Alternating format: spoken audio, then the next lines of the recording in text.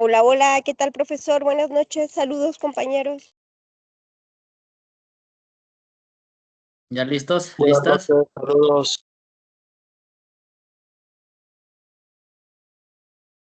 Bueno, vamos a iniciar la sesión de hoy. Déjenme proyectarles aquí la presentación. Un momento, por favor. Creo que la proyecto. Listo, a ver. Bueno, a ver. Entonces, primeramente, vamos a iniciar haciendo un pequeño ejercicio que tiene que ver justamente con lo que vamos a ver el día de hoy en cuanto al tema de la interpretación. Cuando hablamos de interpretación, de los métodos de interpretación jurídica, que hacemos alusión en nuestra profesión, en nuestro ámbito profesional del derecho, como operadores del derecho, como juristas, próximos juristas. A ver, al final creo que cuando hablamos de derecho, cuando hablamos precisamente de cómo utilizamos el derecho, tenemos que interpretar sí o sí. Y vamos a ver inclusive eh, diferentes teorías de la interpretación jurídica que nos dicen algunas posturas y algunas teorías nos dicen que independientemente de que si haya o no, que exista o no una antinomia, un vacío jurídico o una formulación normativa que no esté lo suficientemente clara, que sea ambigua, que sea vaga, que independientemente de si existe o no, en todo momento estamos haciendo una interpretación jurídica. En todo momento, como operadores del derecho, hacemos interpretación jurídica. Estamos siempre haciendo, interpretando, siempre estamos dando ese alcance, ese contenido de las porciones normativas, de las formulaciones normativas. Y hay otras teorías y otras posturas, ahorita vamos a ver más adelante, que dicen lo contrario, que únicamente se interpreta cuando exista la necesidad de interpretar una porción normativa, una formulación normativa. Esto es cuando exista precisamente ese vacío, esa antinomia, esa contradicción, esa vaguedad, esa ambigüedad de la formulación normativa. En esos casos se va entonces a interpretar el derecho. Al final creo que como operadores jurídicos siempre hacemos estos ejercicios, ¿no? Y por eso me gustaría que hiciéramos este primer ejercicio, porque esto al final pasa lo mismo que el derecho, ¿no? A ver, en esta primera diapositiva que ven ustedes, tenemos dos imágenes, ¿vale? Del lado izquierdo, a ver, tenemos una imagen que, o puede ser que ustedes vean, interpreten bajo su propio criterio, o un pato o un conejo, ¿vale? Entonces, a ver, vamos a dar 5 segunditos para que vean la imagen de la izquierda y ahorita me dicen qué ven, si ven un pato o ven un conejo, ¿vale? Damos 5 segundos y listo. A ver, entonces, por favor, díganme qué es lo que ven en la imagen de la izquierda. Detecté fue al conejo. Digo, ya después observándolo un poquillo más profundo, se alcancé a ver al pato, pero mi primer objeto pues fue el conejo. Ok, tuviste un conejo, ¿vale? Tu primera acepción fue un conejo, ¿verdad? A ver, ¿alguien más?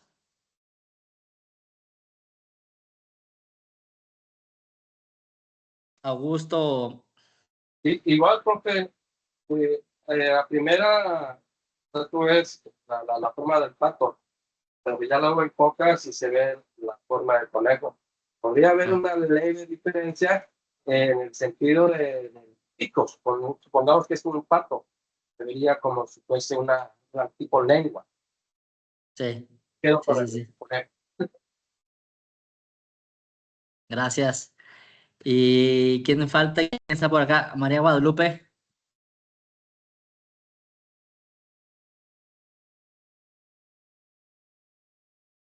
¿Anda por acá, María? Bueno, ahorita si está por acá por nosotros, ahorita eh, participas, ¿vale? Bueno, justamente en la primera imagen, o sea, ahora les voy a dar yo mi percepción. Yo lo primero que veo es un pato. Y entonces, con esto quiero demostrarles que pasó lo mismo el derecho. Al final, en términos prácticos, el derecho es interpretación. El derecho lo interpretamos dependiendo también de lo que querramos demostrar y lo que querramos comprobar con nuestra argumentación y con los argumentos jurídicos y con los diferentes métodos de interpretación y las diferentes técnicas de argumentación jurídica, es como vamos a ir dándole esa conducción y ese hilo al juez, si somos litigantes, estamos ante un proceso judicial, pues le vamos marcando ese caminito de a dónde queremos llegar y le vamos dando los argumentos al juzgador, a la juzgadora, decir, mira, por aquí, en ese sentido, tiene que ir tu resolución, ¿no? Entonces, al final, es decir, así como alguien puede ver en la imagen, yo veo un pato, lo primero que veo es un pato, alguien puede ver, lo primero que vea es un conejo, ¿no? O al final ya, pues, si miramos detenidamente, vemos las dos figuras, tanto del pato como del conejo, pues eso mismo pasa con el derecho, ¿no? Lo que sí creo que debe ser fundamental que tengamos en consideración siempre, como les decía en la primera sesión, es justamente el preguntarnos el por qué y para qué del derecho y cómo estamos entonces utilizando esta herramienta del derecho. Creo que les ponía un ejemplo la semana pasada, que si vemos al derecho como un martillo, pues podremos preguntarnos, bueno, este martillo ¿para qué me sirve? ¿Me sirve para romper una mesa, para romper una silla, o me sirve también para construir y reparar, ¿no? Entonces, dependiendo, les digo, de esa postura y de eh, ese fin que queramos demostrar, pues es precisamente, ¿no? Como vamos a ir nosotros ir interpretando el mismo derecho, ¿no? Y entonces lo que les decía es que justamente no debemos de perder en cuenta que al final, hoy por hoy, creo que los derechos humanos son transversales en todas las materias del derecho. Todas las materias al final creo que tienen injerencia en la materia de derechos humanos y se ven afectados con algunos actos, con algunos hechos jurídicos, se ven afectados diferentes derechos de las personas. Y en este sentido creo que ese debería ser el común denominador. Al final creo que lo que les comentaba la semana pasada, si somos litigantes, si somos servidores públicos, si somos funcionarios de órganos jurisdiccionales, pues tenemos que tener en mente, ¿no? Que esas demandas, esas exigencias de justicia y estas controversias, al final con un fin, ¿no? Y demostrar ese fin, ¿no? Y demostrarlo y argumentarlo y comprobarlo con pruebas, demostrarlo con pruebas, ¿no? Para demostrar eso que queremos precisamente, ese fin que queremos lograr y alcanzar, ¿no?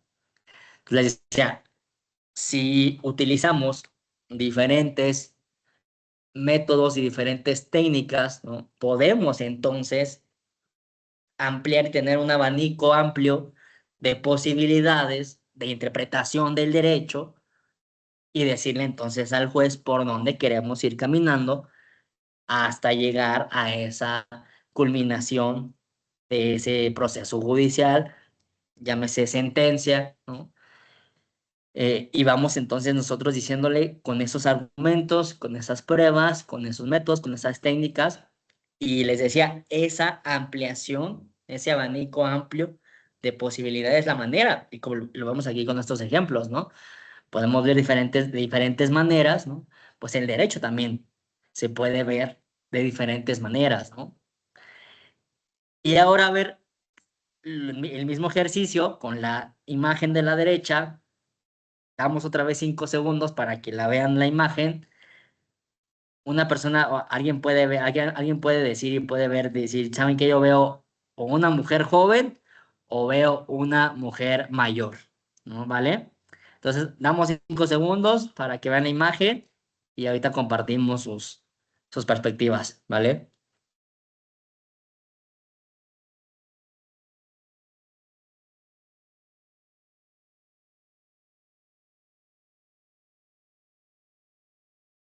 ¿Listos? ¿Listas? A ver, ¿quién ve? A ver, primero díganme, ¿quién ve una mujer mayor? ¿Quién alcanza a ver la mujer mayor?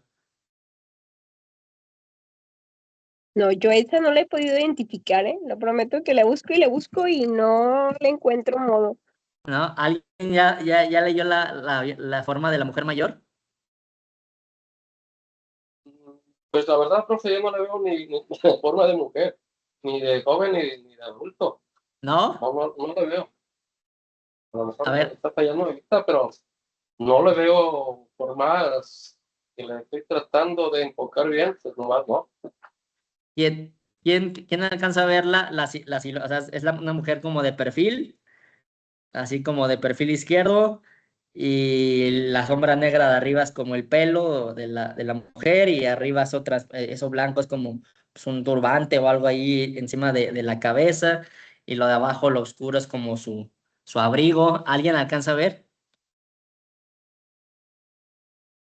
Tiene Sí, como una pequeña estola negra y en una cosita aquí en el cuello, ¿no? Está como volteada un poquito de lado y como con una pluma quizá o algún adorno. ándale, la pluma en la cabeza, ajá, exacto. Entonces ahí vemos la mujer mayor, la mujer joven. ¿Y alguien alcanza a persuadir la mujer mayor?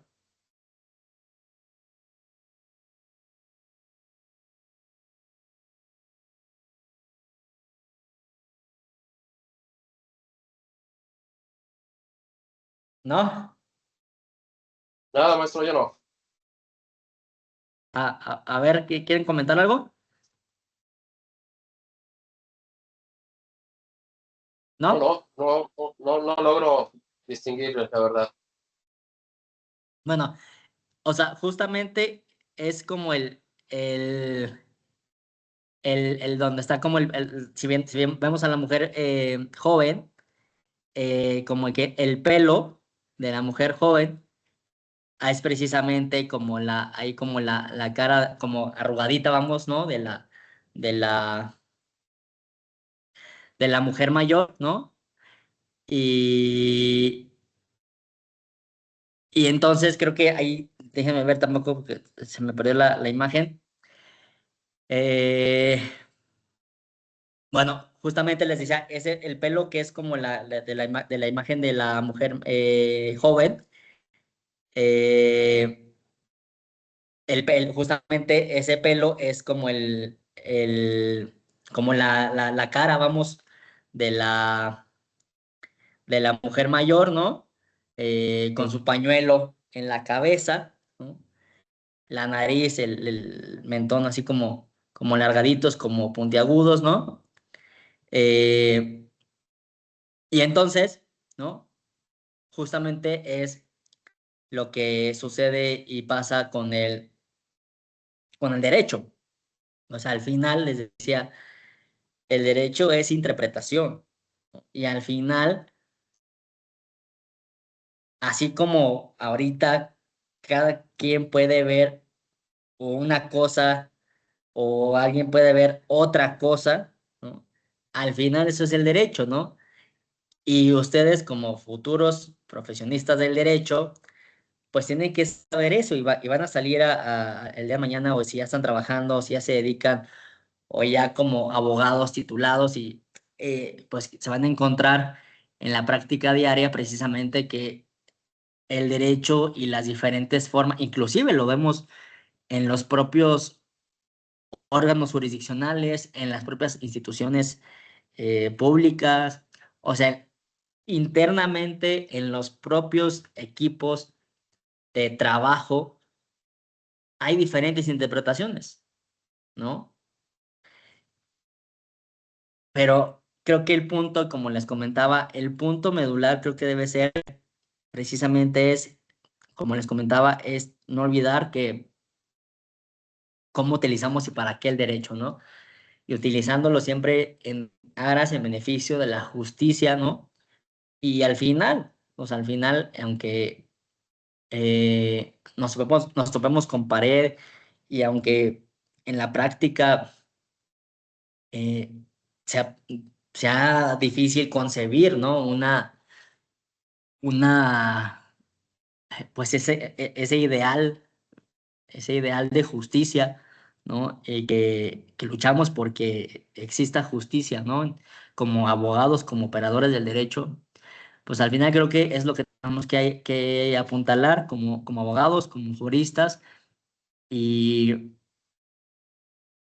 les digo, tener ese común denominador del por qué del derecho y para qué, ¿no? Y siempre, pues, anteponer y poner en el centro lo que decíamos, esa dignidad humana, esa dignidad de la persona, para, pues, mayor beneficio, mayor provecho, ¿no? Y mayor protección, desde luego, de la misma esfera jurídica de las personas, ¿no? En este sentido, podríamos formular diferentes interrogantes, ¿no? Primeramente, podemos preguntarnos si el derecho tiene una única o varias interpretaciones. Ya una vez que hicimos estos ejercicios, ¿ustedes creen que el derecho tenga una única o varias interpretaciones? Sería una primera interrogante. Segunda interrogante, que tiene relación con esas interpretaciones, la ideología, tanto la ideología personal de cada individuo, de cada persona desde lo individual, de su propia ideología y forma y visión, pensamiento individual de la persona, pero también como colectivamente. ¿Ustedes creen que el derecho tiene ideología o se pueda ver influenciado por esta ideología, tanto individual como colectiva? Y tercera interrogante, ¿por qué interpretamos el derecho? ¿No? ¿O para qué interpretamos el derecho? A ver, alguien que quiera participar. ¿Qué tal, profesor? Buenas noches. Bueno, yo quizá, a ver, no sé qué tan en lo correcto esté, pero bueno, como lo comentaba hace un inicio en las acciones afirmativas, electoralmente hablando, se hizo como el énfasis para buscar que llegaran a los cargos públicos personas con alguna discapacidad o que pertenecieran a algún sector vulnerable, por decir a lo mejor la comunidad de LGTBIQ más o no sé, ¿no? Entonces, algunos de los candidatos en aras de poder figurar, este, inscribían quizá con la discapacidad visual, ¿no? Pero entonces había quien les entregaba como algún certificado médico de discapacidad y lo podíamos resumir en que utilizaban lentes, ¿no? O algunos que incluso se atrevían a decir que sí pertenecían como a la comunidad cuando en sí no pertenecían. Entonces, al final de cuentas, que ahí, pues, ¿cómo tú vas a determinar si sí o si no? Pues, pero como que somos capaces de todo, pues, ¿no? O sea, al final de cuentas, ya en el alboroto creo que cosas como que ni siquiera teníamos a lo mejor como tan inimaginables, pues, o que uno creería que no se pueden pasar, ahí en la rebatinga pasa de todo, ¿no? Entonces, la primera pregunta es de que si, pues, se interpreta, creo que sí, y todo dependiendo, digo, porque a lo mejor no de la manera más justa, sino dependiendo a lo mejor de la manera más conveniente que creo que es como ha funcionado, o yo como lo veo que funciona, pero no lo sé, esa sería mi aportación. Gracias. ¿Alguien más?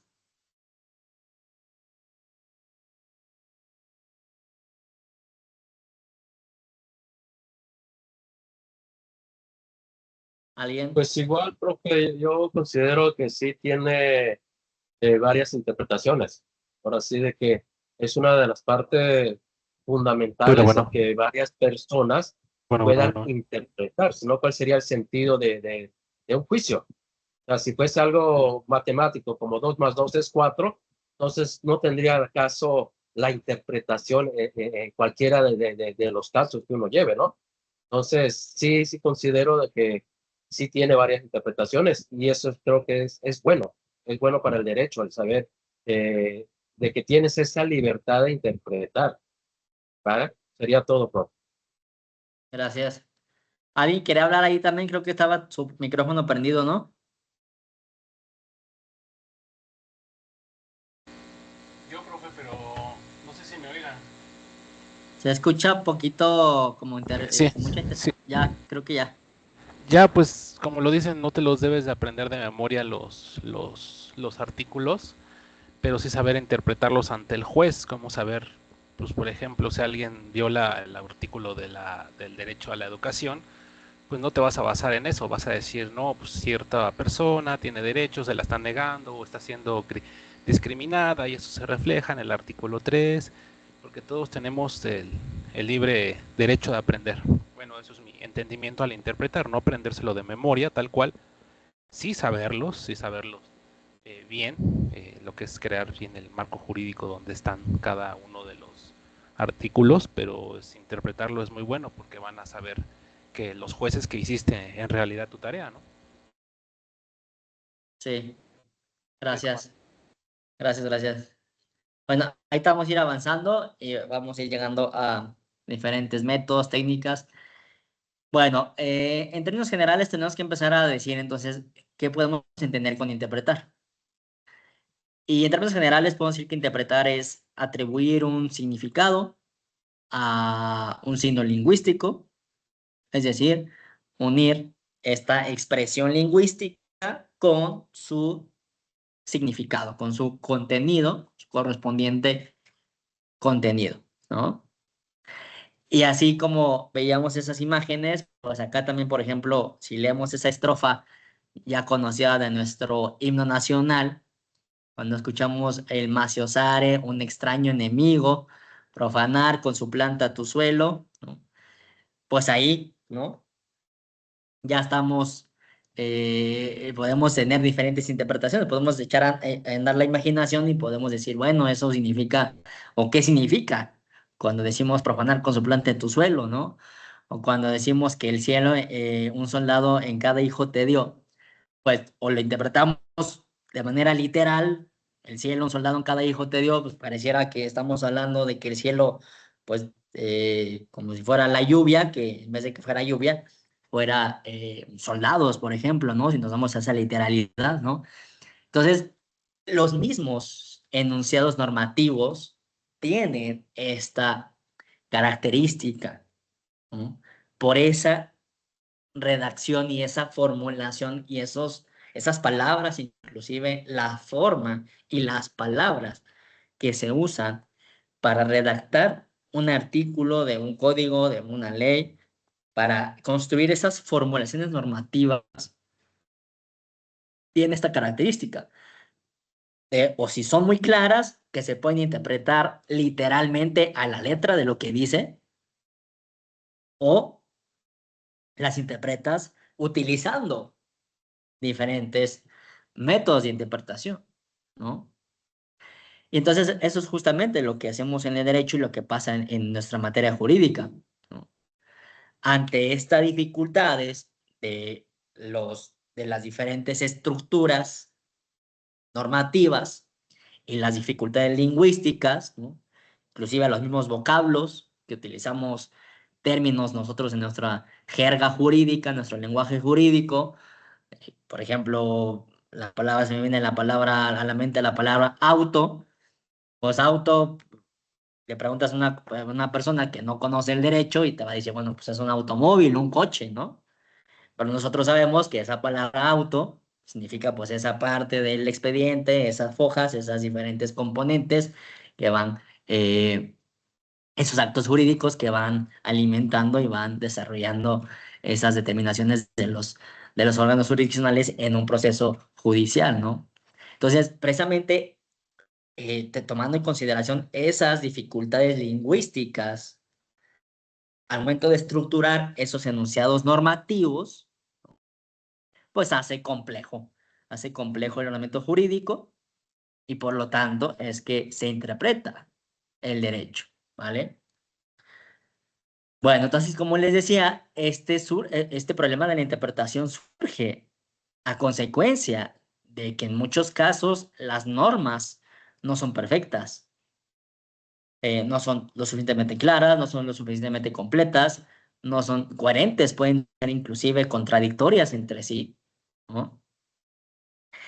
No obstante, a pesar de que existe un principio jurídico que caracteriza a todo el ordenamiento, al ordenamiento legal, que es el principio de la plenitud del derecho. ¿Y qué quiere decir este principio de la plenitud del derecho? Que la norma tiene que ser pues, lo más completa, lo más perfecta, lo más clara, lo más, sí, lo menos contradictoria, lo más coherente posible para evitar precisamente esos problemas de la interpretación, ¿no? Por eso se llama plenitud del derecho, ¿no? Pero que en la realidad, como les decía, en la realidad, pues puede haber casos y muy a menudo, al final, las normas no son perfectas, ¿no? Y puede haber esos recovecos, esos vacíos, esas áreas de oportunidad que requieren de una interpretación, ¿no? Entonces, la interpretación se hace precisamente con el ánimo, con el afán de alcanzar esa plenitud del derecho, ¿no? Y entonces la interpretación jurídica se entiende como esa actividad de descubrir, de decidir el significado de un documento jurídico, de un texto legal, o bien el resultado de esa actividad, ¿vale? Y es como llegamos al significado y damos contenido y significado a esa formulación normativa. En ese sentido, vamos a tener dos tipos de interpretación, una interpretación en concepto amplio y una interpretación en concepto restringido. Como ya les adelantaba, en el concepto amplio de la interpretación es aquella que se hace de manera general, amplia, independientemente de que exista o no una controversia, una laguna, se interpreta de manera genérica, ¿no? De manera general.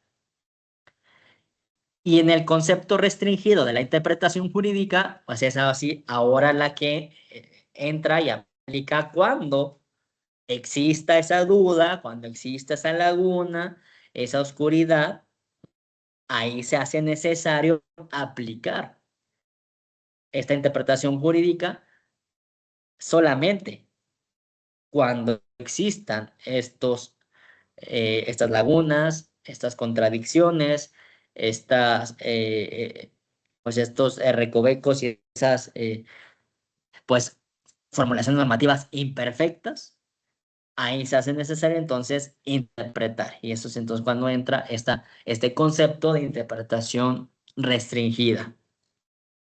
Bueno, y entonces podemos decir que la interpretación jurídica en general, en un concepto amplio, en un sentido amplio, podemos decir que es una actividad que consiste en desentrañar, en explicar, en atribuir sentido a una disposición obscura o dudosa, y con esto determinar sus posibles alcances y consecuencias, ¿vale? Bueno, y justamente lo que platicábamos, ¿por qué varían los conceptos de interpretación jurídica? De un concepto en sentido amplio y un concepto en sentido restringido. Pues precisamente por la existencia de distintas corrientes jurídicas, ¿no? Y era justamente lo que yo les decía al inicio de la clase. Cuando les preguntaba, cuando hacemos la interrogante de la ideología que tiene que ver con la interpretación, pues esa ideología va desde lo individual, como persona, como yo veo y bajo mi propio pensamiento y forma, ¿no? ver las cosas, de entender el derecho, por mi formación inclusive escolar, mi formación universitaria. Desde mi propia ideología individual ya puedo y ya traigo algo ahí de pues podemos llamarle carga, podemos llamarle, sí, carga ideológica, podemos llamarle ahí ya, pues esas ideas tuyas propias, pero también a lo colectivo, ¿no? Entonces se van formando diferentes formas de ver al derecho, lo que se conoce como corrientes jurídicas. Entonces son corrientes que ven al derecho de distinta manera.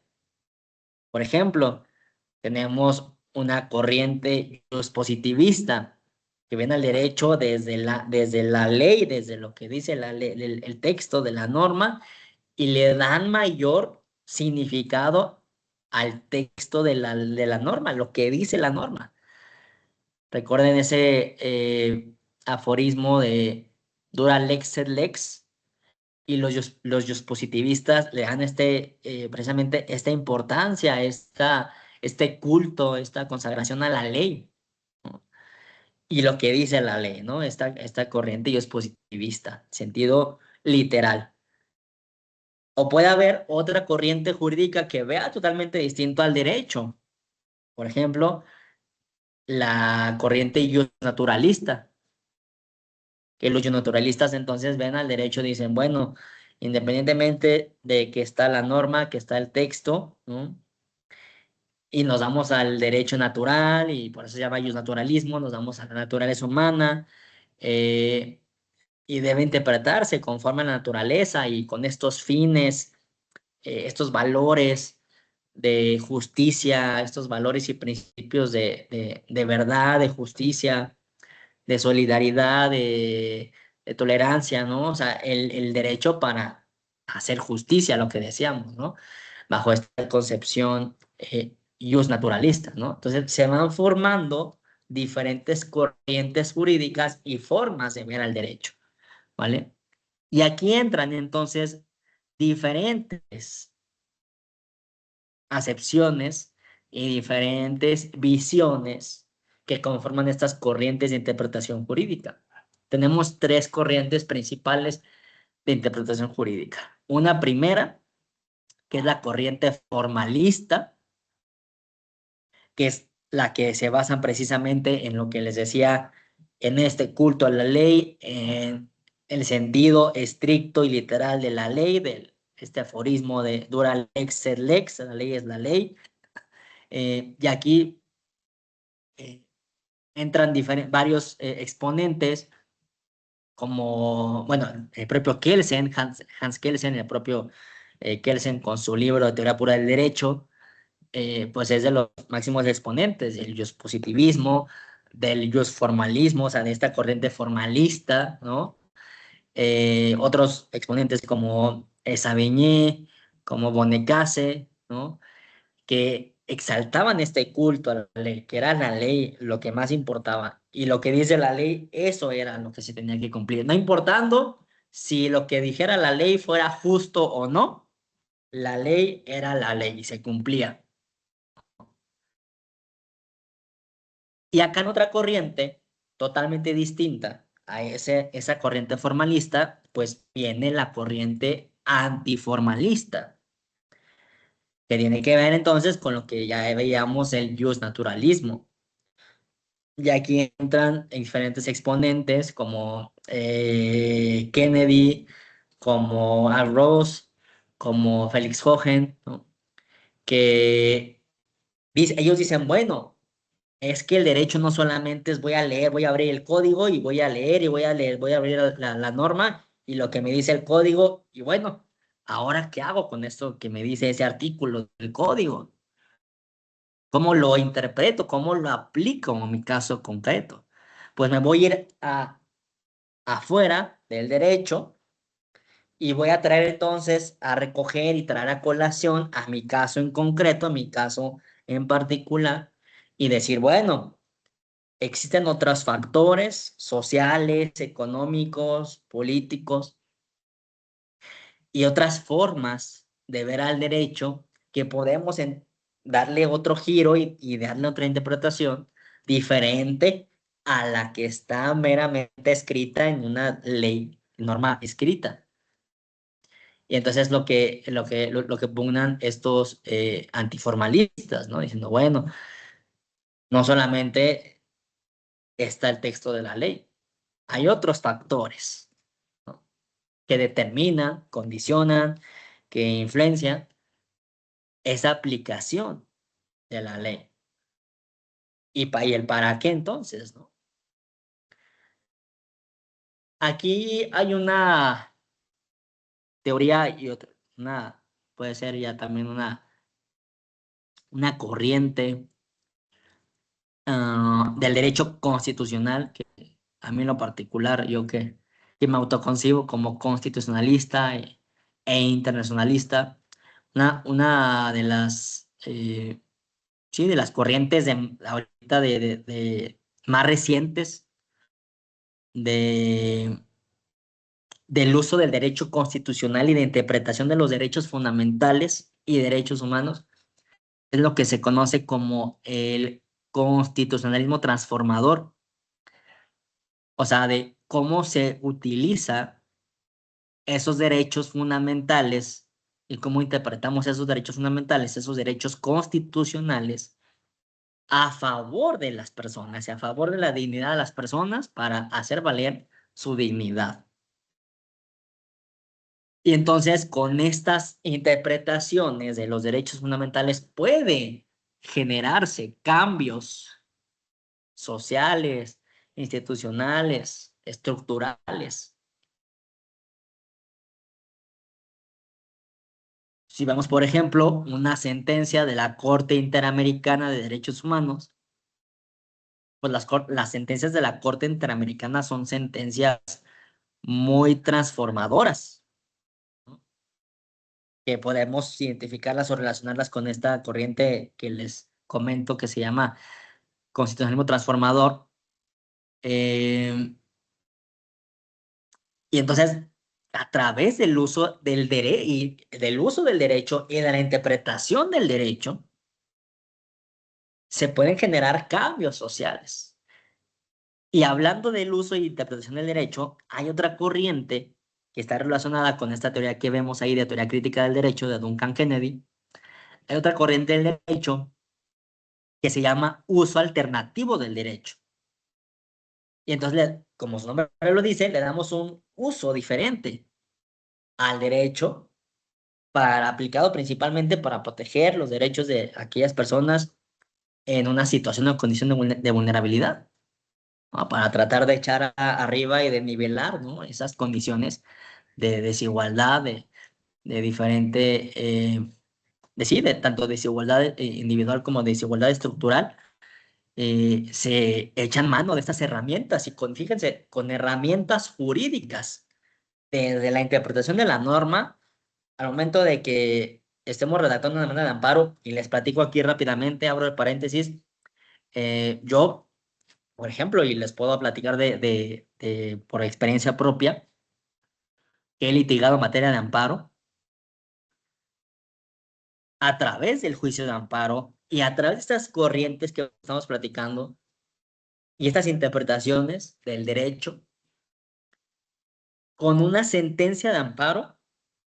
Fíjense ustedes, con una simple presentación de una demanda de amparo que redactamos a nuestras computadoras, producto de esa creatividad y esa inteligencia y ese raciocinio humano, de esa actividad humana, con esa simple redacción de una demanda, y vas desarrollando un litigio hasta que llegas a la emisión de la sentencia, y con una sola emisión de una sentencia pueden generarse cambios trascendentales. Les pongo un ejemplo de uno de los litigios que estuve llevando, un litigio de una comunidad rural de acá de Guanajuato, capital de donde yo soy originario. Acá tenía su casa. Esta comunidad rural estaba alejada, muy alejada de la ciudad, la zona urbana, conurbana, estaba metida en la sierra de Guanajuato, de acá de Guanajuato. Y era una comunidad pues que no tenía acceso al derecho a la salud, y se trata sobre el derecho a la salud, porque en esa comunidad no tenían acceso a, pues no había una clínica, no había un médico, había escasas medicinas muy básicas, ¿no? Prácticamente pues la delegada de la comunidad era como la médica de ahí de la comunidad, y casi, bueno, casi fue una realidad que la propia delegada les proporcionaba los medicamentos y ahí los recibía en su casa y en su cama, ¿no? O sea, no había un acceso real efectivo de derecho a la salud en esa comunidad. Entonces, a través del juicio de amparo, reclamamos esa exigibilidad del derecho a la justicia, se promueve la demanda de amparo y se gana. Y en esa demanda de amparo nosotros exigimos y decimos, oye, la autoridad está incumpliendo con esa obligación en materia de derechos humanos, ¿no? Entonces, hay una omisión por parte de una autoridad que está vulnerando derechos humanos. Entonces, el juez determina otorgar el amparo a efecto de que la autoridad responsable cumpliera con su obligación. ¿Y en qué términos? Que construyera, primeramente, que hubiera un lugar, un espacio digno, por lo menos una casita que hiciera las veces de consultorio, vamos, ¿no? De clínica médica, que no fuera la casa de la delegada, ¿no? Y entonces, pues el juez de distrito decide otorgar el amparo y ordena a la autoridad responsable que construya la casa de salud, y que además de que se construyera el espacio, se habilitara el espacio, que se dotara de medicamentos, ¿no? Que hubieran médico ahí también para brindar ese servicio médico de salud a las personas de la comunidad, ¿no? Entonces, vemos con una sentencia de un juez, de una sentencia de amparo, puede generarse cambios estructurales y cambios transformadores en la sociedad. Bueno, ya cierro mi paréntesis. Ahora continuamos con la tercera corriente de interpretación jurídica, que es la corriente intermedia. Aquí, pues se sitúa, vamos, en una posición neutra, en medio, entre la corriente formalista y la corriente antiformalista. Y las corrientes intermedias, bueno, dicen, a ver, ni tan formalista ni tan antiformalista. Vámonos al punto medio. Y aquí entran, por ejemplo, otras postulados, como la zona de penumbra de Hart, que nos dice que solamente cuando exista esta zona de incertidumbre de una norma, vamos a interpretarla, ¿no? Hay necesidad de interpretar la norma de esa zona de incertidumbre. Otro postulado de Working, sobre la respuesta, la única respuesta correcta, que Working dice que la respuesta ideal para solucionar una controversia jurídica debería ser aquella que pueda compactar o compatibilizar el derecho con la moral. O sea, tratar de buscar una solución que compatan estas dos visiones. Y por último, el derecho dúctil de Zagrebelsky, justamente propone Zagrebelsky cómo el derecho se puede hacer funcional. Y entonces el derecho, ya sea como les ponía el ejemplo del juicio de amparo que gané, de esta manera, esta corriente intermedia del derecho dúctil Zagrebelsky dice, bueno, el derecho tiene que ser funcional, tiene que funcionar, tiene que tener un resultado. Y por eso se llama derecho dúctil, derecho funcional, ¿no? Entonces son estas tres corrientes de la interpretación jurídica que nos van a servir precisamente para interpretar y determinar esa visión del propio derecho. Entonces, como ya lo comentábamos, la interpretación jurídica es esta actividad racional de comprensión y comunicación que se realiza al tenor de un método o técnica para aclarar, descubrir, explicar, decidir o atribuir sentido o directiva a una disposición jurídica y, en su caso, determinar los posibles alcances y sus consecuencias. ¿Esto qué implica? Implica atribuir significado y contenido al texto legal. Significa asumir también la congruencia del sentido normativo con el resto de normas y del sistema jurídico. Y también satisfacer la función legal regulada, ¿no? Dar esa respuesta de interpretación y ya tenemos un estándar, vamos, ahí un criterio de cómo interpretamos y damos solución a una cuestión legal. Bueno, ¿y cuáles son las características de la interpretación jurídica? Una característica que se conforma por métodos y técnicas. Segunda característica, que no podemos jerarquizar los métodos, no podemos decir que un método sea más importante que el otro, todos son igualmente importantes, no podemos jerarquizarlos, los diferentes métodos y las técnicas de interpretación. Y tercera característica, puede revertir decisiones y puede revertir resultados por el uso de diversos métodos, ¿no? Bueno, y así como lo veíamos al principio con las imágenes, pues la interpretación podemos hacerla sobre un objeto, sobre las normas, puede haber diferentes interpretaciones, podemos decir algo es bueno, algo es malo, algo es correcto, algo es incorrecto, ¿no? Y vamos entendiendo el significado de los objetos, ¿no? Y como les decía, haciendo una analogía entre el derecho y la música, por ejemplo, ¿no? En el arte tienes que interpretar, ¿no? Tienes que imaginar diferentes interpretaciones. Lo mismo pasa en el derecho. Hay otros valores, hay otras formas de ver y lo vemos con estas teorías, estas corrientes de la interpretación de cómo vemos al mismo derecho, ¿no? Bueno, y aquí entramos a las tres teorías de la interpretación jurídica. Tenemos una teoría cognoscitiva, una teoría no cognoscitiva y una teoría intermedia de interpretación jurídica. La primera teoría de interpretación cognoscitiva, esta se trata de una actividad racional humana derivado de ese ejercicio cognitivo, actividad cognoscitiva, en el cual interpretamos esos enunciados normativos. Podemos decir que son verdaderos o falsos, ¿vale? Y entonces, como vamos a decir o es verdadero o es falso, pues le damos una única interpretación. Y ese significado o esa esencia no varía, ¿no?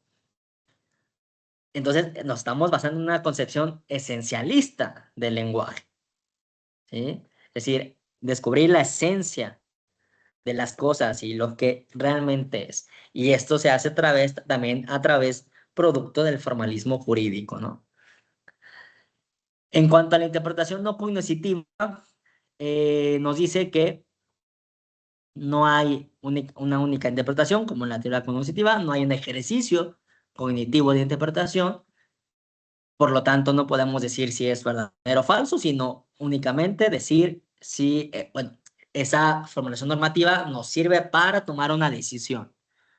Por lo tanto, aquí no hay actividad cognoscitiva, no asignamos valor de verdadero o falso, sino únicamente nos va a servir para tomar una decisión. Entonces, no tiene ninguna respuesta correcta, ¿no? A ninguna cuestión jurídica. ¿Vale? Y como lo dice Guastini, los enunciados interpretativos en esta teoría no cognoscitiva no son ni verdaderos ni falsos. Entonces, más bien, esta estructura de las definiciones llamadas estipulativas es precisamente para determinar o tomar una decisión, ¿sí? Y el por qué entonces tomamos esa decisión, atribuimos a un término, a una expresión, un significado, por sobre otros. ¿De acuerdo? Bueno, y la tercera teoría, la teoría de intermedia de interpretación jurídica, ¿no? Pues nos dice que en algunos casos vamos a poder hacer una actividad cognoscitiva de una teoría cognoscitiva de interpretación, en otros casos una teoría no cognoscitiva, meramente decisoria, ¿no? Por lo que algunos enunciados interpretativos serán susceptibles de verdad o falsedad y otros no. ¿De acuerdo? Bueno, otro tipo de interpretaciones tenemos interpretación formal a través del silogismo jurídico que tiene que ver con la teoría cognoscitiva. Hacemos un ejercicio cognitivo de interpretación. Esta estructura lógica del silogismo con una premisa mayor, premisa menor y una conclusión. Llegamos a esa hilación de ideas coherentes y lógicas y llegamos a una conclusión, ¿vale? Y sabemos que si la premisa mayor es verdadera, la premisa menor es verdadera, la conclusión va a ser verdadera, ¿no? Entonces, si H entonces C, ocurre un caso de H, dado que H corresponde a C, ¿de acuerdo? Bueno, un ejemplo en concreto, si alguien celebra un compromiso de contratar, pero se niega a celebrar el contrato definitivo, se le podrá exigir judicialmente la celebración del mismo.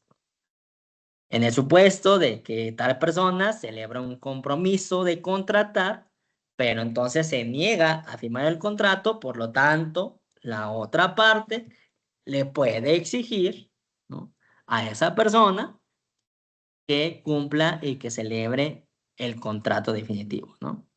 Entonces, la manera en la que vamos ideando, vamos construyendo los argumentos y cada uno de esos raciocinios. Otra interpretación, tenemos la interpretación material. Estas son las razones por las cuales podemos decir podemos determinar si una norma es veraz, es válida, ¿no? Y entonces esta interpretación material está vinculada a la justificación externa, es decir, a explicar y dar las razones respecto de la validez, la verdad o la corrección de las premisas normativas. Y esto se puede explicar con razones explicativas y razones justificativas, ¿sí? Las razones explicativas son los motivos psicológicos, sociológicos, lo que les decía, en lo individual. Esto está relacionado, las razones explicativas están relacionadas con mi ideología individual, de cómo yo pienso, de mis motivos psicológicos, sociológicos, ideológicos, ¿sí? Y también vamos a tener las razones justificativas, que ahí sí ya dejo fuera lo mío y me voy a las reglas claras del derecho, a esas reglas y los principios del derecho para interpretar y tomar como válida y como considerable, aceptable, una decisión jurídica. Otra clase de interpretación, tenemos la interpretación pragmática. Se refiere al efecto de las argumentaciones, tienen por finalidad el convencer, el persuadir, mediante la retórica, la dialéctica, ¿no? Entonces, esta clase de interpretación pragmática es a su fin, a su efecto práctico, lo que queremos lograr, convencer. Convencer al juez, ¿no?, de determinada cosa. También está la interpretación auténtica, que es la que lleva a cabo el mismo autor de la norma, que en este caso es el legislador, quien crea la norma. También hay una interpretación oficial que hacen los órganos facultados en el ejercicio de sus funciones para realizar esa interpretación de manera oficial. Por ejemplo, los tribunales constitucionales que interpretan la Constitución. También existe la interpretación doctrinal, que es la que se va formando con la doctrina jurídica, con los estudios jurídicos, con la diferente literatura académica. También tenemos una interpretación estratégica, que es la que llevan a cabo las partes en un proceso, ¿no? Con la intención de demostrar sus intereses, sus estrategias y de vencer al contrario. También tenemos la interpretación judicial, que es la que efectúan los órganos jurisdiccionales, los jueces y los tribunales, para interpretar y aplicar el derecho. Bueno, y ya aquí nada más para cerrar, porque ya estamos sobre la hora, únicamente tenemos este cuadro de este grupo de métodos de interpretación gramatical. Por una parte, el segundo grupo sistemático, ¿no? Y el tercer grupo funcional, ¿no? El gramatical, vamos a verlo rápidamente, es justamente el semántico, o al contrario, el semántico, nos damos a luz a la literalidad de la norma, lo que me dice, ¿no? Cuando existe ambigüedad o vaguedad, ¿no? Pues podemos irnos entonces al método del argumento contrario, ¿no? Para precisamente darle ese enfoque distinto, ¿no? Al que originalmente se haya podido hacer en una interpretación literal de la norma, ¿no? Tenemos también el argumento sistemático en sentido estricto, que es precisamente el que hacemos esta sistematicidad del derecho. Interpretamos al derecho con un todo, un sistema jurídico del que forma parte. Por ejemplo, tenemos un enunciado dentro de un artículo, dentro de un capítulo, dentro de una ley, dentro de un sistema jurídico y dentro de una rama del derecho. ¿De acuerdo?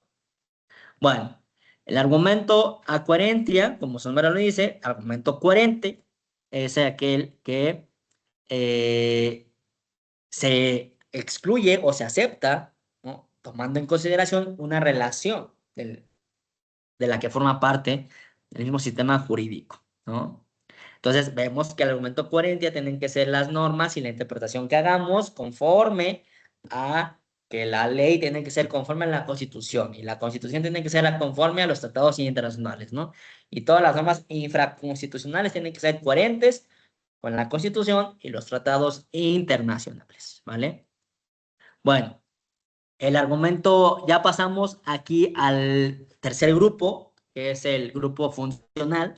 Tenemos aquí la interpretación teleológica, que es precisamente atender e interpretar la finalidad de la norma, ¿sí? Considerando sus finalidades.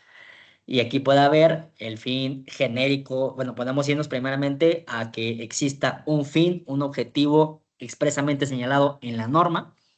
Cuando no lo haya, nos damos al fin general de la materia que se está regulando. Y cuando no lo haya, nos damos a los fines generales del derecho. Bueno, aquí puede haber un ejemplo de una norma que te diga específicamente el objeto de la misma norma. Y ahí ya sabemos entonces cuál es ese fin teleológico de la norma.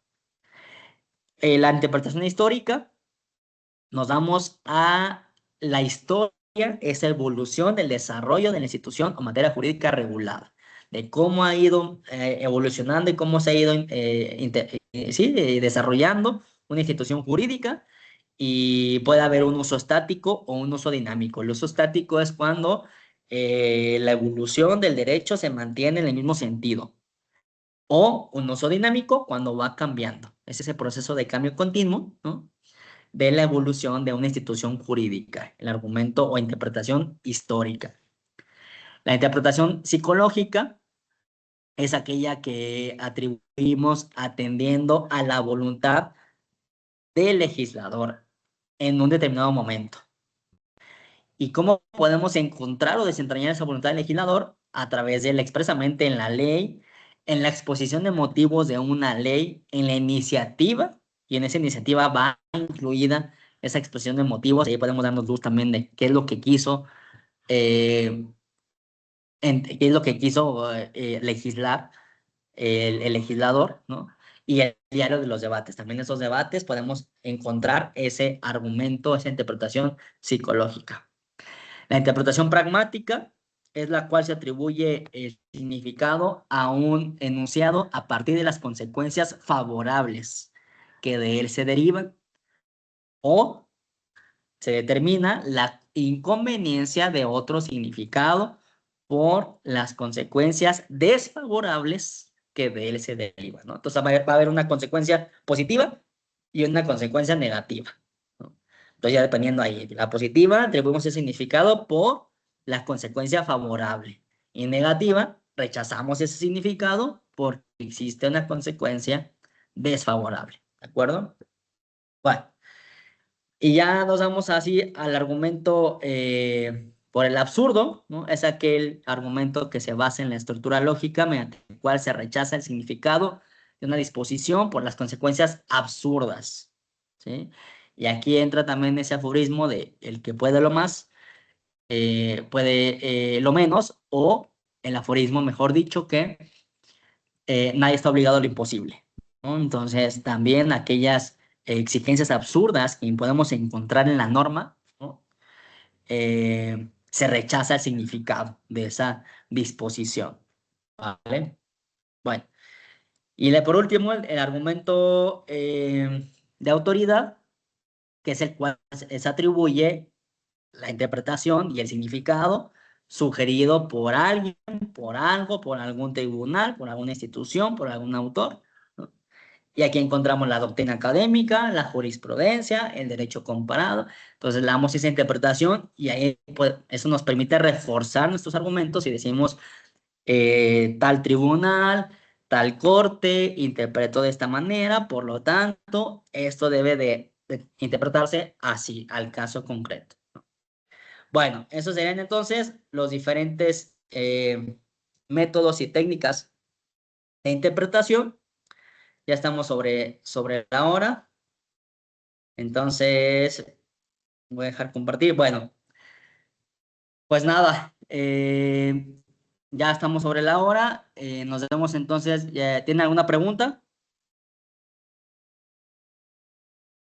No, profesor, muchas gracias. Vale. Bueno, vamos avanzando entonces. Vamos a ir la próxima semana ya con la argumentación, diferentes temas. Entonces vamos viendo ahí diferentes temas por clase, ¿de acuerdo? Pues nada, acuérdense de estar pendiente ahí de sus trabajos, de sus de los exámenes, lo que tengan que hacer. Ya vimos la primera sesión de los porcentajes, los ejercicios para que estén ahí al pendiente, ¿vale? Ok, profe, muchas gracias. gracias. Pues muchas gracias. Buenas noches. Cuídense, buenas noches. Estamos viendo, hasta luego. Muchas gracias a todos. Bonita noche a todos. Nos vemos, Octavio. Nos vemos, Augusto. Bye, María. Buenas noches.